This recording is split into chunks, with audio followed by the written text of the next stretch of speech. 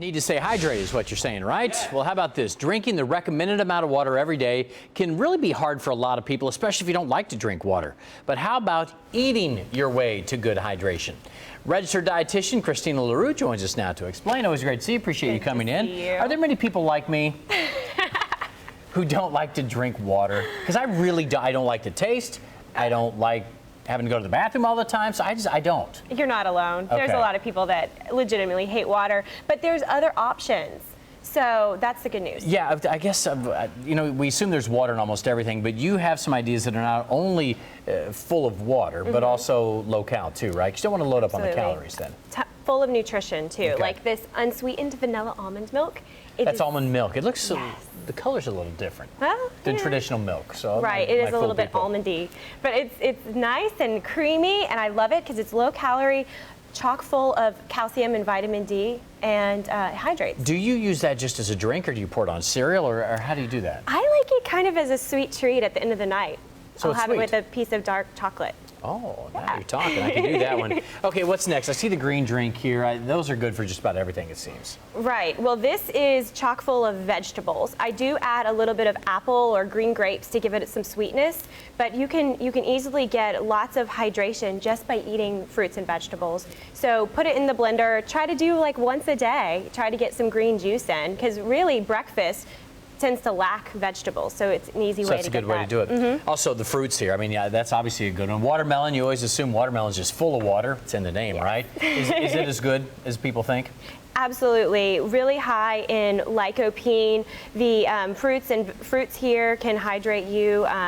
Lots of vitamin C, fiber to keep you full. So. Can you get enough water, though, out of some of the things you're talking about to replace what you would take in if you're drinking and who knows what 8 to 10 glasses or whatever it is a day? Yeah, so technically, you get about 20% of your fluid needs through food. And the additional food needs to come through, you may be doing a green juice or drinking some almond milk or having some of these other options or plain water. So for men, it's about 120 ounces of total fluid a day. And for women, it's 90. It seems like a lot. It is a lot, yeah. Now, soup, though, that's another way you can beef up your numbers, I guess. What kind of soup do you have there? This is a tomato soup. You could do any type of broth-based soup to hydrate. Very high in sodium, and we might sometimes think of that as a bad thing, but for athletes or for people that are sweating a lot, we actually need to be replacing sodium in our diet. Okay, next up here, is this tea?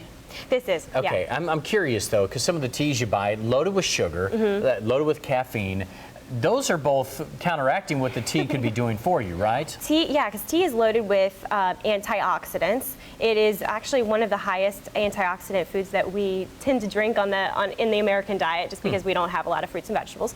But tea, this is unsweetened iced tea. So it's really hydrating, no sugar. Does it concern you about the caffeine in some of the drinks, though? No, it doesn't. It's not as much caffeine as a cup of coffee. It's about a third of the amount. Okay. So. And then finally here, are you buying into the hype on the coconut water? I know some people swear by this stuff. I don't know if I'm buying into it. What do you say? I love coconut water. I don't know if I necessarily enjoy the taste of just drinking it straight. A lot of people do. I like to add it to my smoothie as a nice way to up your potassium intake, because that is one that most people are not getting enough potassium in their diet. I had somebody, and you've probably seen these floating around too, somebody email me and say, John, you need to try the coconut water. It has twice the water as normal waters. I'm like, that would be physically impossible. That makes no sense. Think about it before you send an email, right? Are there other benefits to coconut water that I might be missing? Well, 1 8-ounce cup of coconut water has more potassium than a banana. So the potassium could go in. Absolutely. That is another electrolyte you lose through sweat. Because you don't want to squeeze a coconut. Doesn't work so good. All right. It's a little challenging. Thank you. See you. Always great having you in.